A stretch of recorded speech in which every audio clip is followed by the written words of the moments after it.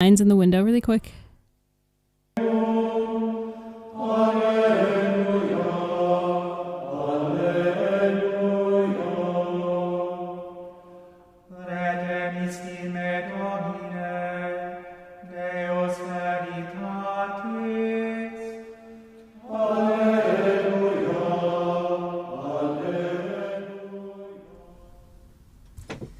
Welcome back, gentle listeners, for Faith and Reason. We're here for another week. My name is Dr. Gaven Kerr, and who am I joined with? Hi everyone, I'm Niamh back again. And we're here to discuss philosophy with you, isn't that right? Indeed. Indeed. And more, perhaps. Perhaps. Just before we get into it, I'll just give you the details. If you want to get in touch with us, please do call us, text us, get in touch through the WhatsApp, send in questions. We had a competition last week, didn't we, for the most awkward question? Best question. The best question. An anonymous person sent in the best question, so Anonymous was, duly rewarded. We know who that anonymous person was. Anonymous was revealed. Yeah. So, well done to Anonymous anyway for the best question. We would like more awkward questions, so please do send them in to us, okay? Again, a prize and the prestige for having the most awkward question that you can ask the two philosophers. But to get in touch with us, the telephone number is 01 412 3456. That's 01 412 3456. And if you're calling from outside of Ireland, it's plus 353 1 412 3456. That's plus 353 1 412 3456. And if you want to text or send into the WhatsApp, it's 089 467 2000. That's 089 467 2000. And if you're texting from outside of Ireland, it's plus 353 89 467 2000. That's plus 353 89 467 2000. And we're very technologically advanced here. You can also email us as well. The email is at info@radiomaria.ie. That's info@radiomaria.ie. And we also have a postal address.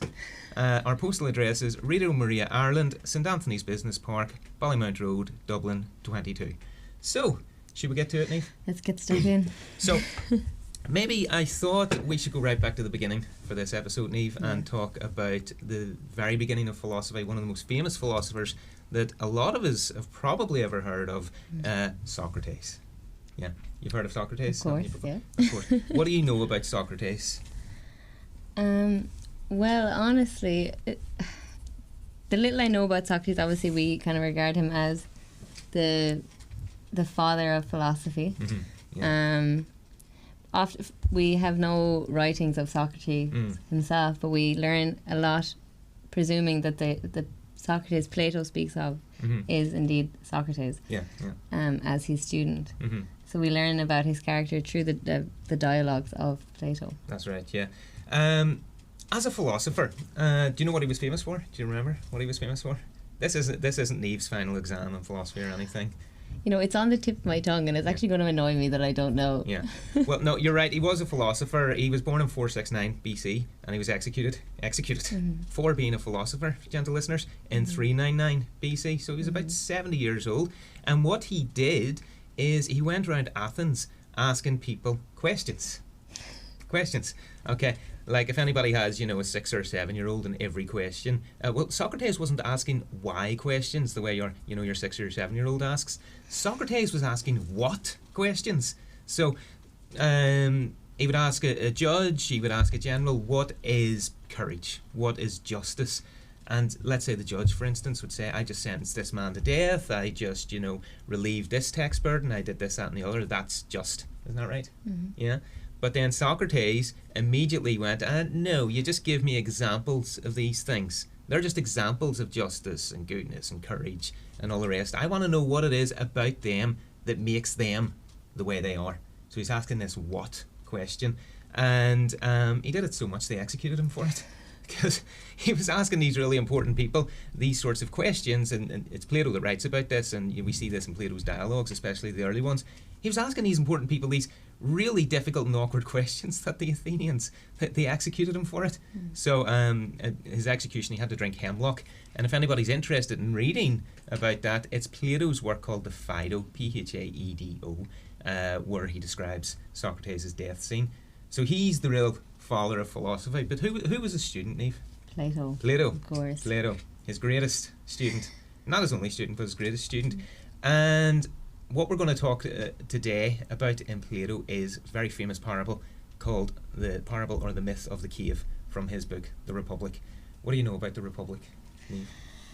It's very little. Indeed, it's probably many of people have heard of it. Without a philosophy degree, you probably have heard of the Republic. This is a work I only read in very short in first year. This is my introduction to philosophy. Was that we just read the story of the cave in that work. So and that's what you know about the that's Republic. all really I know. That's what most people know about the Republic. The Republic it's a really famous book, and at the beginning of the book, Socrates is having this argument with a group of people, one of whom they're called sophists. Plato really didn't like the sophists, and Socrates is having an argument with one of them. And this sophist makes the point that justice is might is right. Nietzsche was another philosopher who came along, a few millennia later, and said, that's what justice, that's what goodness is. Might is right. So Socrates is arguing with this individual, and at the end of the first book of the Republic, the challenge is laid down that it's always better to do well in life. At even forsaking being good, it's always better just to try and do well in life and get all the good things in life. There's no point in being just when bad things will happen to you. And he gives the common example of the completely just, good individual, and everything bad happens to him. So the challenge is made that would not be a good life to live. And the whole thrust of the Republic is to point out that it's better to be good and to be right, to be virtuous, than to strive for the good things in life. So if bad things happen to you in life, your life is still better if you're morally good, rather than somebody who is morally bad that's got all the good things. That's what the Republic's about. So hopefully some of the gentle listeners might be inspired. Hopefully, Niamh, you'll be inspired to read it. But the cave. Tell us about the cave, Niamh. Well, from my small memory of the cave, it's you can almost picture it as a cave, and there's these shadows on the wall, and the people, I guess the slaves, are chained, I believe, in the cave, and through the dialogue, all they know of the world and all they know of truth is the shadows on the wall. Yeah. And through the story of the cave, the slave is freed. It's not clear really whether my question is who freed them, and Plato doesn't necessarily make that clear, and they're thrust out to something that is strange for them, something they never knew of. Yeah. So these prisoners, that they're in this cave, and they've been there from birth, haven't they? And they're chained, and all they can see is the back wall of the cave. And behind them, there's the fire, and their captors go between them and the fire with objects from the outside world, so all they can see is shadows. And so naturally, they're thinking that these shadows on the back wall of the cave, naturally, that's what the real world is like. They don't know any different, and they hear their captors talking, and so they think the shadows are talking to each other. And as you point out, one of them is freed. One of them gets away. And the first thing he does is he heads towards the light. He starts to leave the cave. He heads outside of the cave. And what do you think of the first thing that happens when, having lived in this dark cave all his life, he goes out into the sunlight? What happens? He's obviously blinded. He's blinded. And what's the first thing he does? Jumps in the water. He goes back into the cave. He jumps back into the cave, of course. Because the cave was the life before it was easy. Okay, he was comfortable with that. He knew where he was back in the cave, whereas he goes out into the light, he's blinded. But returning back into the cave, he knows there's a life outside the cave. There's light outside the cave. He can't live again in the cave, even having just glimpsed a bit of the light outside the cave. So he comes out at night when the moon isn't out. Already he can see that reality is greater than the reality in the cave. Even if it's dark, there's greater reality out there, greater depth to things. And eventually he is able to come out in the full light of day. Once his eyes have adjusted through, the night, the light of the moon, into the full light of day, he sees reality for what it really is. The colours, the depth, the beauty of everything. He can never return back to the cave. Once he's acclimatised to life outside the cave, he can never return to his life back inside the cave. Isn't that right? Yeah. Now, whenever that happens, Plato's point in speaking about this is that that's the life of the philosopher. That's what the philosopher has to do. Niamh, when you were first thrust into the wonderful world of philosophy, were you just kind of like, what is going on here? Yeah. Are you still like that? Yeah, but like, so when I first, like, obviously in a first year degree philosophy, it's just an introduction to philosophy, and it's kind of history, and you don't really realise, you're kind of just learning of these people rather than real philosophy. But once you get on the philosophy train, it doesn't stop. Yeah. Outside of the classroom, inside of the classroom. So yeah, and the more I get into it, the more I'm like, what is this? Well, I mean, that's Plato's point. That's what the life of the philosopher is. When the escaped prisoner tries to free his other prisoners, because who wouldn't want to free the other prisoners in there? Once you've seen the light outside of the cave, why would you want to leave your fellow prisoners behind? You would want to free them. When he goes back to tell the prisoners about life outside of the cave, do you think they believe him? Of course not. No, they don't believe him. He's upset and he's disrupting their happy little lives. Their comfort, they're in their comfort zone. That's where they're safe and happy. They don't want to be upset by the fact that there's a greater reality, a better reality outside the cave. He keeps upsetting them, preaching to them about this reality outside the cave. So what'll they do? They kill him. They're not going to take that. They're going to kill him. Now, who does that sound like? Christ, of course. Absolutely. It's no coincidence, and it's not surprising that the earliest church fathers, the theologians in the church, were interested in the thought of Plato. Very much interested in the thought of Plato. There's so much in Plato's thought which is conducive to Christian theology. But this figure and this quest, this journey outside of the cave to see the light of truth, which transforms you, completely transforms your life, this resonated quite well with Christian theologians and their writings. So they really did engage with Plato's thought, and some of them even were convinced that Plato must have read the Old Testament at some point. But Niamh, you brought up a really interesting point there. Who frees the prisoner? Who brings, unbinds his chains and sets him off on the journey outside of the cave? It's not very clear. No. Who do you think frees the prisoners? This is the question I had on our way over here. I was trying to recall my memory of the cave, and I was like saying, did someone free them? Does he say? And you told me it's not clear whether someone does. But of course, like, even though Plato's writing 400 years before Christ, it's it can be a very clear metaphor for the Christian life now. And of course it's Christ who leads us. Well, Christ is the light, but it's the apostles and the disciples of Christ lead us to that light too. Yeah. So this is the thing, isn't this the most original contribution that Christianity has made over any other religion in the world? Everyone knows that we've lost God. We can't find him. We know about God, but we can't find him, and we're all looking for God. Even the ancient Greeks, the pagan thinkers, are thinking we need to find God or the gods. They're somewhere, and they're lost, and we need to find him. But what the Christian message is, and what Christ brings to the table, is that it's not God who's lost. God's perfectly happy where he is. God is God. We're the ones who are lost. We're the ones who are strayed. We're the ones entrapped in the cave. And there is a greater reality outside of the cave that God wants us to know about. So, we're lost. God's trying to find us. What does he do? He becomes incarnate. So, the second person of the Trinity becomes incarnate, and he's the one that comes and leads us outside of the cave. That's why he's the Good Shepherd. He goes in search for those who are lost. So, he is the one that transforms us, takes us out of the cave, out of the darkness, unbinds our chains, and brings us out into the light. And when, having done that, if we want to go back, to the darkness, we still remember the light. We still remember what God has done for us, and it's always calling back to us. So there's a delicate interplay here with Christian revelation that God is going to come and transform us, and ancient Greek philosophy that seemed to pave the way for it, which is why I think when people always say to me, look, I'm a Christian, I believe in God, I believe in the church teachings, I believe in the Bible, why do I need to do philosophy? Well, first of all, it's fun. It is pretty cool being a philosopher and getting to do this sort of stuff. But second of all, if Christ, God, transforms us, transforms the human heart, he transforms everything about the human heart. There's nothing left over from Christ's salvific work.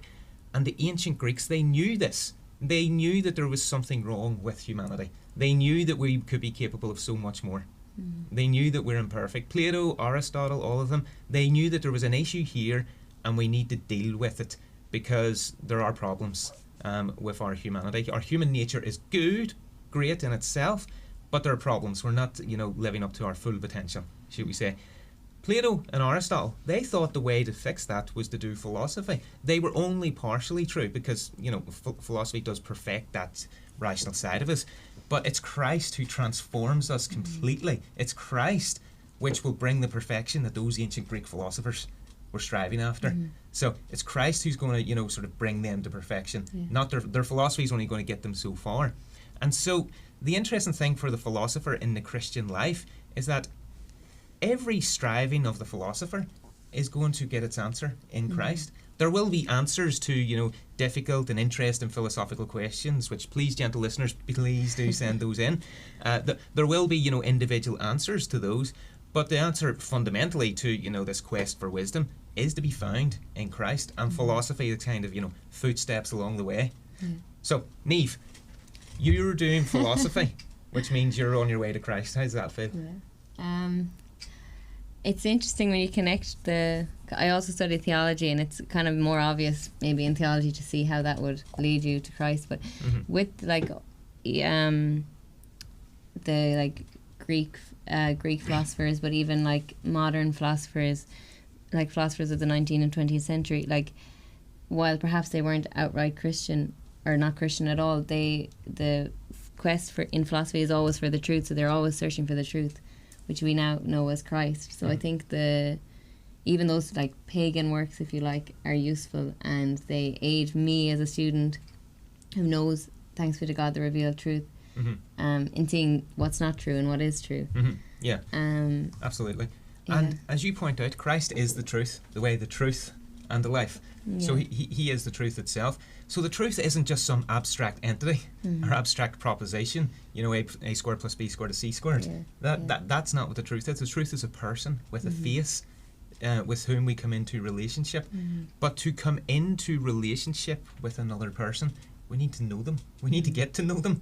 So we need to get to know the truth in order to get to know Christ, because he is that truth. And for me, philosophy has opened my eyes and my heart to, if you like, to the awe and wonder of the world and the mystery of the world, which is, of course, God's creation. And in getting to know God's creation and being open, having your eyes open to the awe and wonder of the world, in that way too, you can get to know Christ, and you can't deny Christ once you've seen with those eyes. Because you can't deny the light outside of the cave once you've experienced it. It may be easy to go back in the cave, but there's always something going to sit uneasy with you. Exactly. I think maybe that would be a good point to, give the gentle listeners a bit of a break and, play a bit of music, get a cup of tea. So anybody who would like to text or WhatsApp in, the number is 089 467 2000.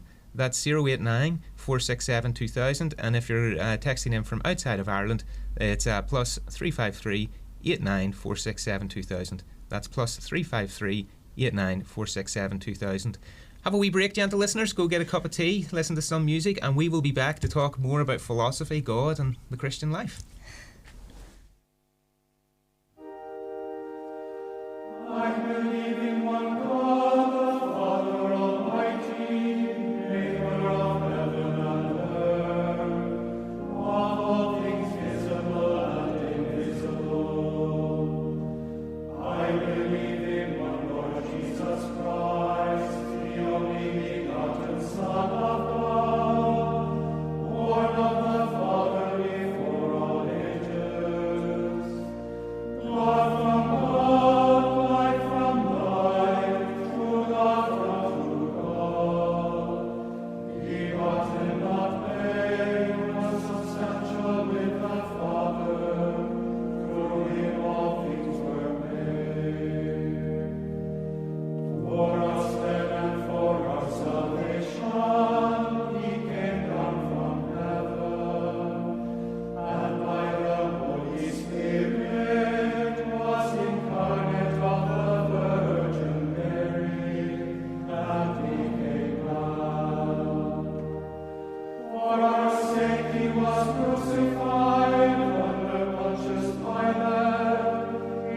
suffered death and was buried, and rose again on the third day, in accordance with the Scriptures.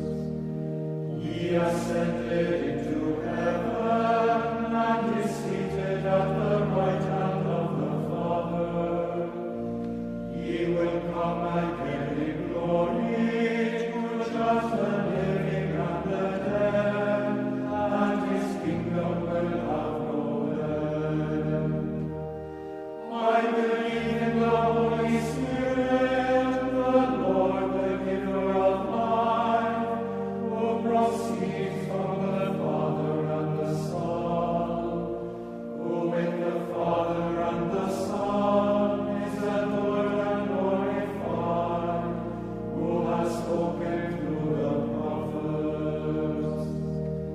I believe in one holy Catholic and Apostolic Church. Just about 30 seconds left. One baptism for the forgiveness of sins, and I look forward to the resurrection of the dead, and the life of the world to come.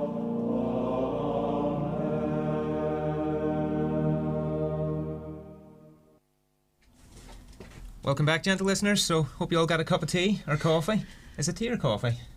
Tea, I think. Tea. It has to be think tea, it's tea. for philosophy afternoon, philosophy Thursday. Oh, well, philosophy afternoons has to be coffee It always. has to be coffee.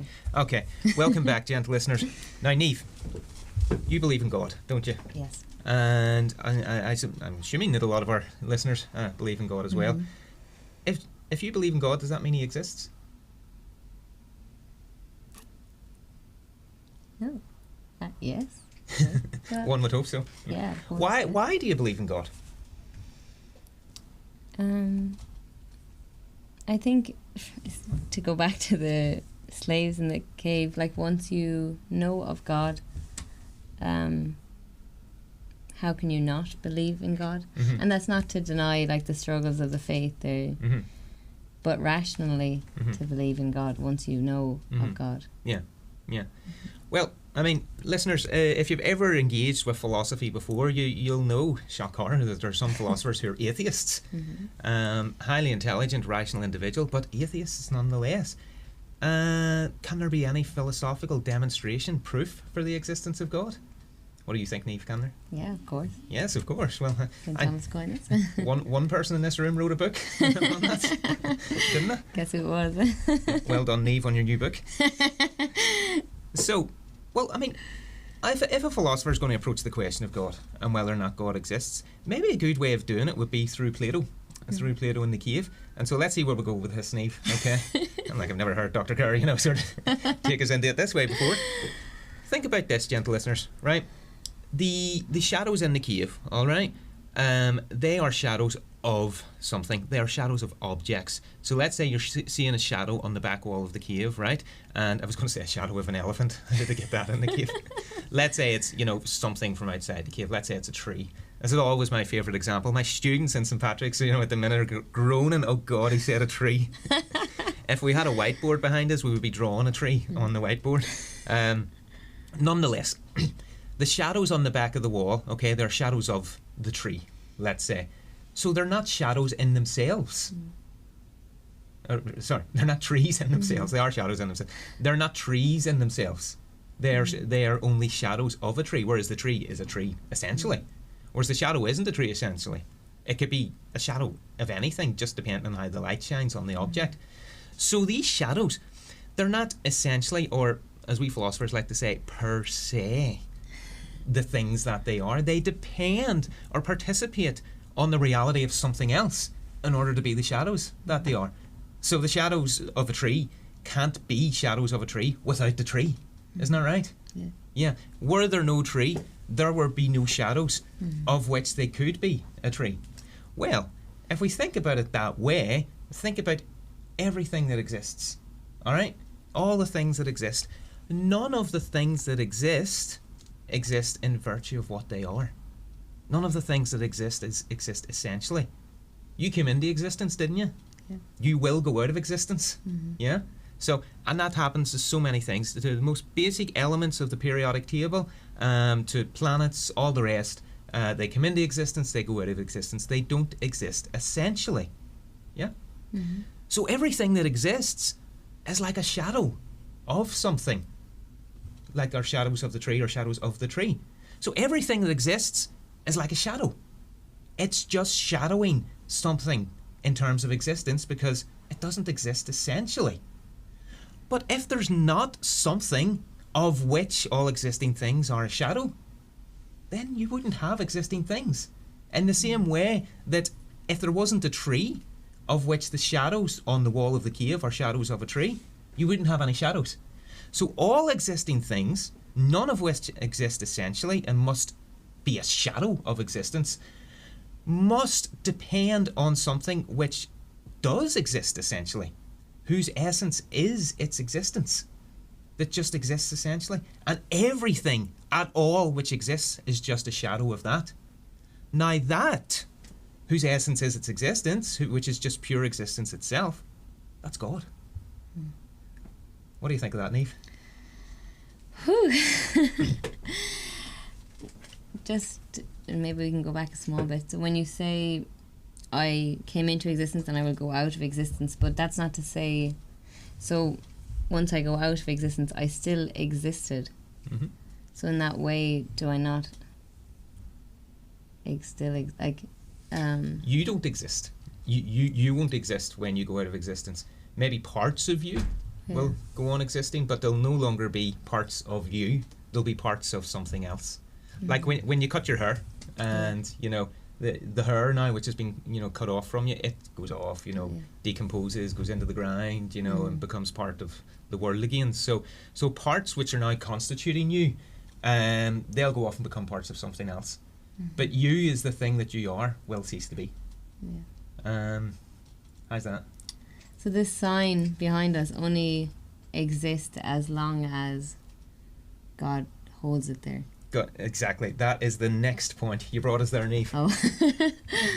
Everything exists because it's a shadow of God's existence, which is something interesting in itself, that every existing thing is a participation in God's pure existence. That doesn't mean that things are identical to God at all, because we're only shadows. Nevertheless, there is the connection there, that we're some kind of, manifestation of the existence, of the love of God. But everything exists just because it participates in God's existence. So God's act of creating, the act of creation, is not something that happened way back at the beginning of time, and it's not something that happened before the Big Bang or anything like that. It's something which happens right now. Anything which exists is currently being created by God to exist right now. In the same way that everything on the planet, is being illuminated by the sun right now. All things right now are being created by God to exist right now, and were being created by God and will be created by God. That raises interesting issues about God's eternity and our temporality, which we can't get into. But in answer to your question, the statue behind us exists because it is currently being created by God to exist. Okay. What's the function, perhaps isn't the right word, what's the purpose of everything? There's, maybe that's a different question. There's bad things in existence. So why would we hold those? So there's things in existence that don't shadow God's existence. So that's good, and our old friend Plato can bring us back to that. Notice we haven't spoken once about a Christian philosopher yet. Not once. So our good friend Plato, he can help us with this here. So another one of Plato's myths is called the myth of the divided line, and again, all of this in Plato is to try and help his gentle readers to understand philosophy. So we are bringing this to you, gentle listeners, to help you get into philosophy. But one of his myths is called the myth of the divided line, and he says, just imagine a line which is divided in two. Okay, imagine a line divided in two, and then those two halves of that line, divide that in two again. So you've got a line divided into four portions. All right. At the very bottom of that line, there are shadows, and above the shadows there are objects, and above the objects there are what Plato calls forms.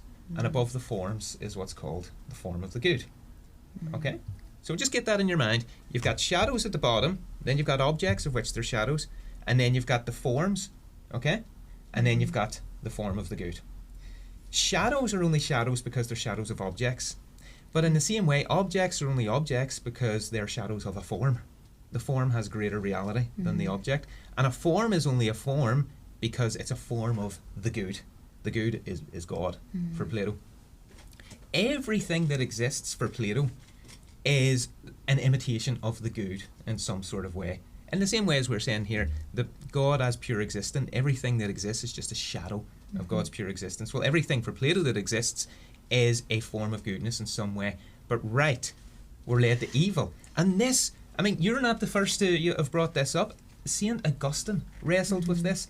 Anybody, any listeners who have heard of St. Augustine, he wrote a great book called The Confessions, which is pouring forth the spiritual agonies on the page. Have you read him? I have, actually, yeah. He's a beautiful writer, isn't he? He's not like that Thomas Aquinas one. No, it's very beautiful, very poetic. That Thomas Aquinas one, he takes no prisoners. Takes no prisoners. But there's actually something interesting. Ask me about it. Gentle listeners, ask me about St. Thomas Aquinas later on. The interesting thing about St. Thomas taking no prisoners with his writing and why it reveals something of his holiness. Okay? Wow. Ask me about that and I can tell you about that. It can even tell us something about his Dominican vocation. Wow. So, the listener who texts in with that question will get the award for the best question. Okay? I'm just getting my phone there. So St. Augustine, he's wrestling with this issue. When St. Augustine was a young man, extremely intelligent young man, okay? Extremely intelligent young man. He dealt with these issues of faith and reason, goodness and badness. And his mother, her name was Monica. Monica's feast day is the 27th of August. My wedding anniversary. So St. Augustine's feast day is the 28th of August. Well, his mother Monica, she was a devoted Catholic, and she brought up Augustine in the Catholic faith, but he fell away from it. Very intelligent man, he went and he learnt, and he went to Rome, and one thing led to another, and he fell away from the faith, and he lived a pretty wild sort of lifestyle in his young days. But he was one of the things that sort of convinced him in his young days that we can explain good and evil if we have a good God and an evil God. We can explain, so we have a good God and an evil God, and they're battling it out. That's what they're battling out. So evil things happen in the world because there's an evil God causing these evil things to happen, and good things happen in the world because there's a good God causing these things to happen. Okay, so this is known as Manichaeism. Well, the form of it that Augustine was interested in was Manichaeism. It comes up all the time in human history. This sort of desire to have some sort of principle of all good, and principle of all evil.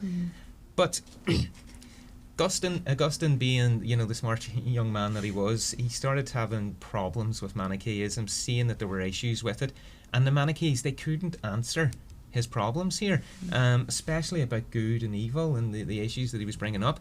And he kept questioning, and then he ended up coming across the Bishop of Milan. Do you know who the Bishop of Milan was at the time? No. He is a famous bishop with a great background story as well. It was St. Ambrose. St. Ambrose. Yeah. St. Ambrose liked Plato, and he liked the Neoplatonists, and he recommended that Augustine read the works of the Platonists. And in the works of the Platonists, he finally found the account of good and evil that he could subscribe to. He finally found it. What was it? What was it, Niamh? Well, I'm going to tell you.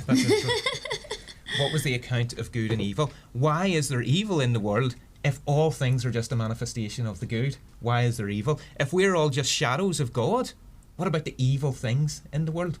Well, think about it this way. Niamh. Right. Everything in that divided line, the further it moves away from the good, okay, the more kind of multiplicity you get, the more multiple instances of the good that you have. But the further down the line you go, the more limited you get. Things get more limited, and the further down you go. So think about our shadows, okay? Shadowing our objects, right? Those shadows have a very limited, frail existence. They don't really have any existence whatsoever. Now think about objects which depend on the forms. You're a human, aren't you? Yeah. Yeah, good. I'm a human. Gentle listeners, we're all humans here. On Plato's account, We're all humans because we have this form of humanity making us human. That's why we're all of the same species. But no one of us is identical to the form. We're limited instances of the form human. And forms are limited instances of the good. So the further away from the good you move, the more limited instances of the good you get. And once you have limited instances of the good, some goods can clash with each other. Some goods, when they clash with each other, are not good for each other. And that brings about the experience, the phenomenon of evil. So the zebra running away from the lion, it's good for the zebra to keep its life, but it's bad for the lion to lose its dinner. It's good for the lion to catch the zebra, to have its dinner, but it's bad for the zebra to get eaten. Both are goods in themselves, but once they clash, we have the phenomenon of evil. Now, the evil isn't a thing. The evil, notice there, the evil isn't a shadow of anything. It comes about when the goods clash with each other. So evil is like a hole in a sock. The sock is the real thing, right? And the hole is just a lack of material there. Now, you can see the sock. You can see the hole in it. And you think, God, I should throw those away, right? So you can see it. There's a reality to it, but it's not a reality which is sort of participating in anything, okay? The evil is just, it's parasitic upon what is good. So it's not a real imitation of anything.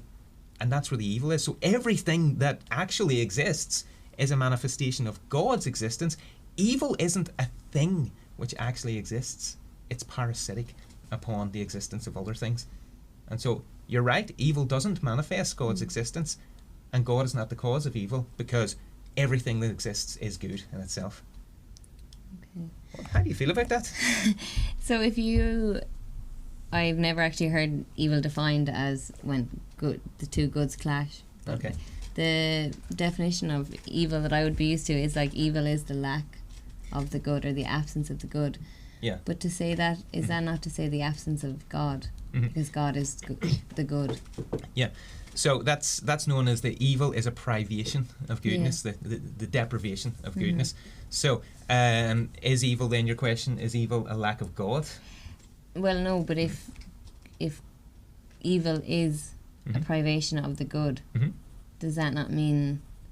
Yeah, that's my question. Does that not mean that evil, where evil is, God isn't? Yeah. But that's... So it means it's a lack of the fullness of existence, which God is.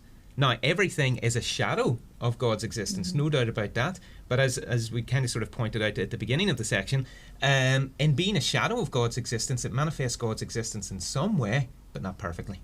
It's only a shadow, a delimited instance. So in the way that our shadows are shadows of objects, they do manifest their objects, but they're not the fullness of the objects. It's a limited imitation or instantiation of what it's shadowing. So we, as existing things, we manifest God's existence, as do the angels and planets and all the rest, but in a limited way. And it's that limitation which is the lack of goodness. We're not fully, perfectly good. We are good, essentially, in ourselves, in what we are, but we're not perfectly good the way God just is, the good itself. How do you feel about that? So... I lost my train of thought.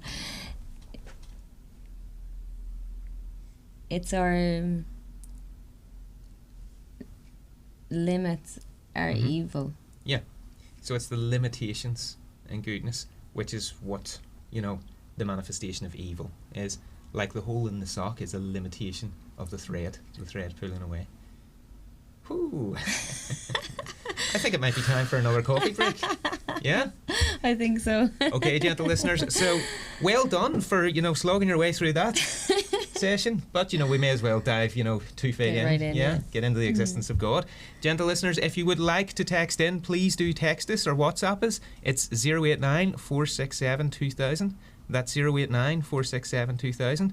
And if it's from outside of Ireland, it's plus 353 89 467 2000. That's plus 353 89 467 2000. So go off, get a cup of tea and listen to a wee bit of music, and we'll be back in a few minutes.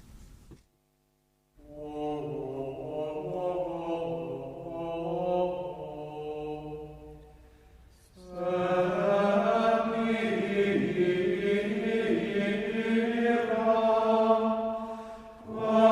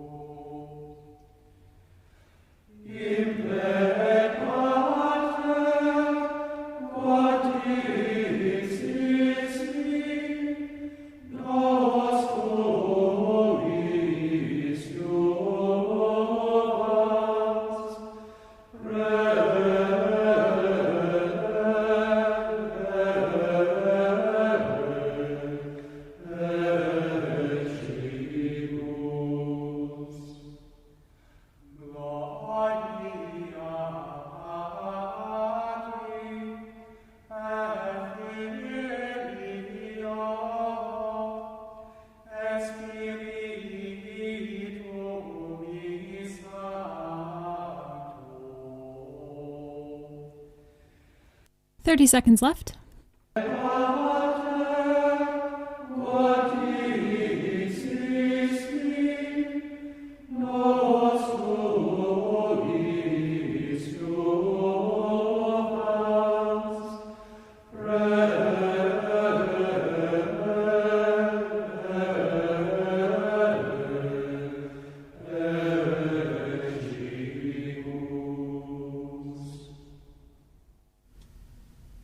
Welcome back, gentle listeners. I hope you're all suitably caffeinated once again.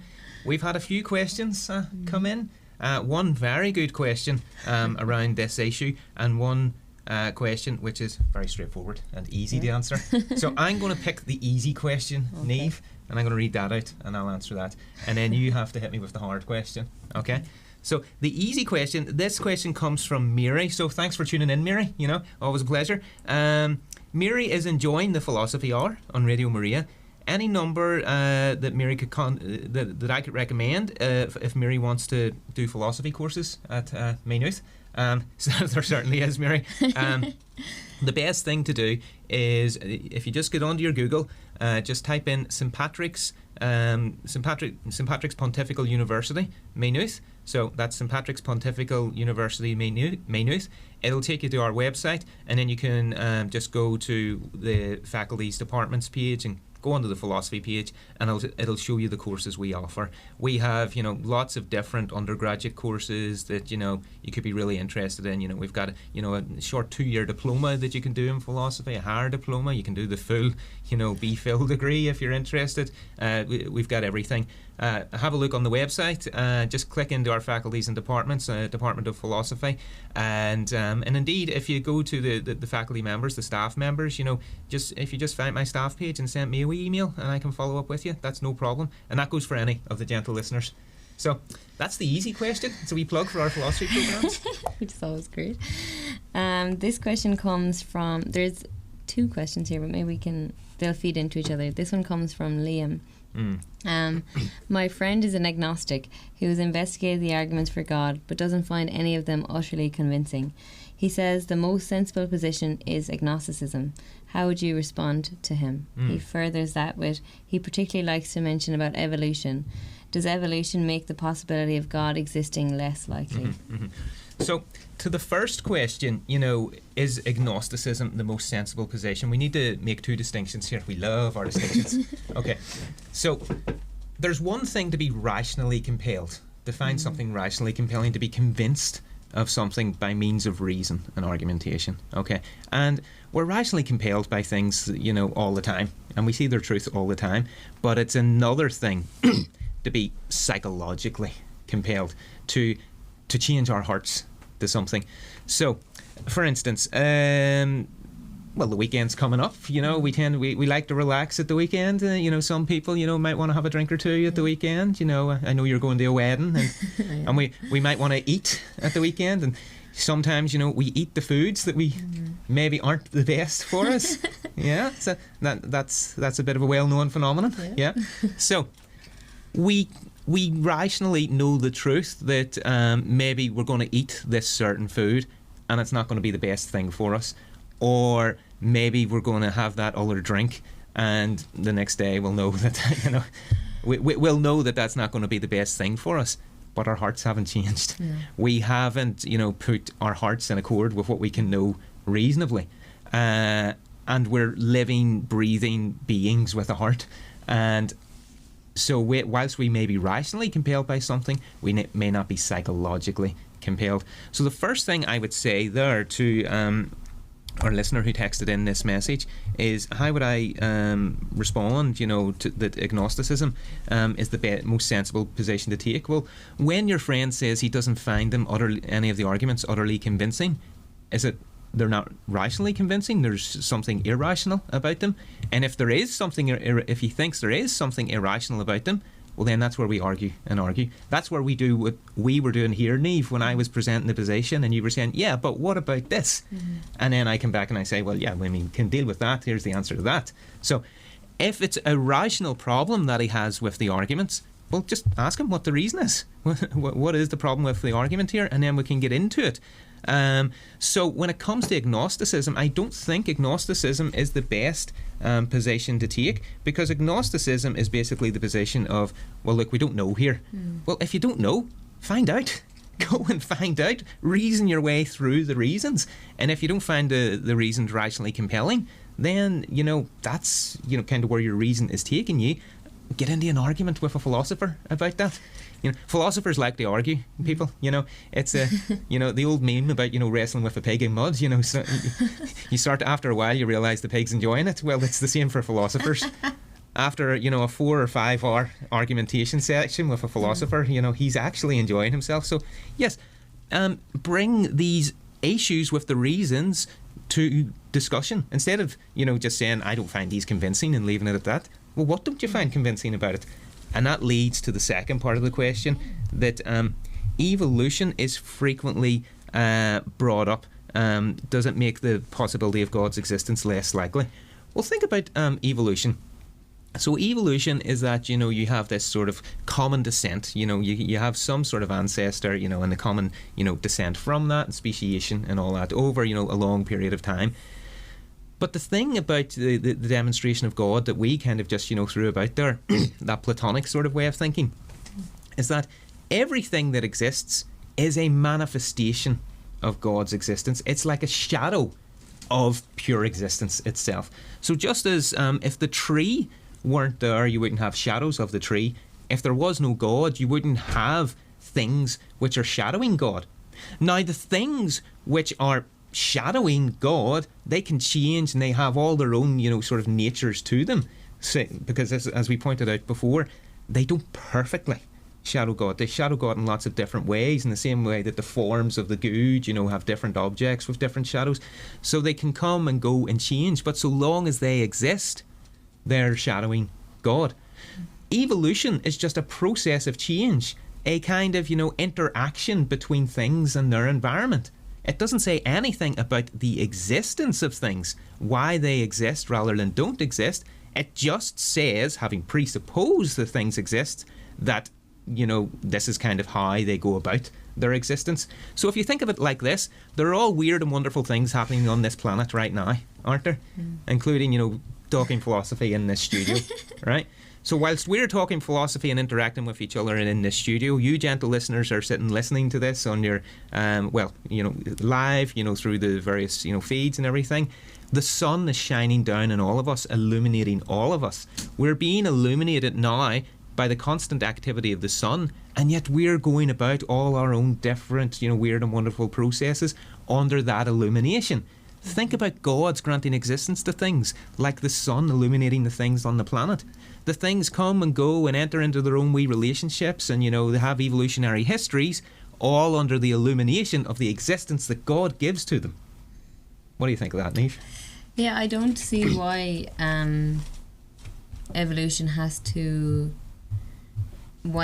evolution would go against an argument for the existence of God. I don't see how they necessarily would have to correlate. I understand why one would ask that question, but I don't think that they have to. But for me, I want to jump back, if you don't mind, to the agnosticism, because from as I said earlier, like in philosophy, you get to study modern philosophers, pagan philosophers, and often I find, and I actually came across this a lot this semester in third year philosophy, agnosticism, and perhaps even seeing the attraction in it almost.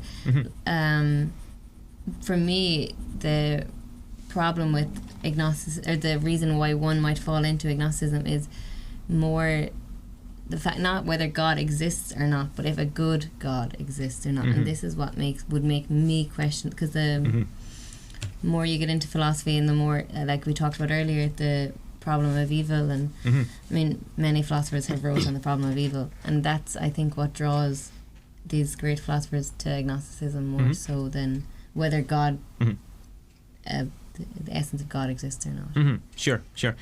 And that gets us into, whether or not God is good. Yeah. That ties in with a question just that somebody sent in, and then we'll get on to the goodness of God. But that ties in with a question, does the hole in the sock, i.e. limitation of good, do away with the person of the devil? That's from Thomas. So let's just answer that, and then we'll get on to the goodness of God. No, it doesn't, Thomas, because the devil is an angel. Okay? And so in his essence, in what he is, he has an angelic essence. So it's a manifestation of God's goodness. The fallen angels are angels. So they're manifesting God's existence in some sort of way. But the choices, or the one choice that the fallen angels made, well, that wasn't a good choice for them to make. But interestingly, this is really fascinating. Thomas Aquinas will even say this, about, let's say, the choices of, the demons or whatever. In choosing something, they choose it because they think it's good. Think about that. They choose it because they think it's good. They think, well, look, it would be better to do this rather than to do that. So they're choosing something because they think it's good. So even in the evil choices that they're making it because they think it's good. So that sort of angelic essence is still manifesting, only, they've sort of twisted it and warped it completely. But in any case, the limitation of goodness position, it doesn't do away with the devil or the fallen angels. Now, the goodness of God. We have about 3 minutes, gentle listeners, to talk about the goodness of God. So let's do it. If God is pure existence, right, itself, there is just nothing, okay, other than him, which could be like him, okay? He's complete pure existence in itself. Everything is just a limited instantiation, imitation, or manifestation of existence. Okay, so there's nothing outside of God to which he is subject. Everything other than God is created by God and is so lesser than him in some way. Now, think about what is the good? What is goodness? The good is that which all desire. Okay? It's what you desire. That's what the good is. The good has this, it's like a magnet which attracts your desire. Because when you desire something, you think, oh, well, that would be great. Yeah. That would be good. So the good is what completes or fulfills you. Niamh, no doubt we're having a coffee after this. We're currently lacking in coffee. Yeah, okay? We're currently lacking in coffee. So we desire coffee and we will literally be fulfilled. Something will fill us. That's the good. Okay? So if the good is what completes or perfects a thing, it's what makes it actual. It actualizes some sort of reality. Now, God is pure existence itself. Nothing would be actual. Nothing would be complete in itself were it not for God giving existence to it. And if God's pure existence itself, then God is that principle by which anything is actualized. But if we just saw that the good is what actualizes us in some sort of way, God is the principle by which anything is good, which means God must be purely good. Pure goodness in virtue of being pure existence. So God has to be purely goodness. Yeah, because he's pure existence itself. And that, gentle listeners, spills over. And we can talk about creation and evolution and everything next week, and the days of creation in Genesis. That spills over into creation, because if God is pure goodness itself, then creation, it's not a magic trick. It's not God, kind of just, flexing his omnipotence. You need to be omnipotent to create something, to bring something out of nothing. But if God's pure goodness itself, he creates because he's good, i.e. he sees what creatures could be like, and he thinks it will be good to create them, and so creates them out of his goodness. So creation isn't a magic trick, it's an act of love. Things exist because God loves them, because God is pure goodness. And that, gentle listeners, is what Plato can teach us about God and the Christian life and all of that. And with that, we're coming to the end of our time. So thank you, listeners, for tuning in. We're sorry if we didn't get to all the questions, but we'll happily get on to them next week. Who does the prize for the best question go to? I think it has to be the sock. The sock one? It does have to be the sock. Yeah. So, well done. Do we have a name for the sock? Is it Thomas? Questioner. Was it Thomas? Well, we'll have a wee look and we'll announce it next week. Thank you for tuning in, gentle listeners, and we'll see you again next Thursday at 2 o'clock. Have a great weekend. Thank you. God bless.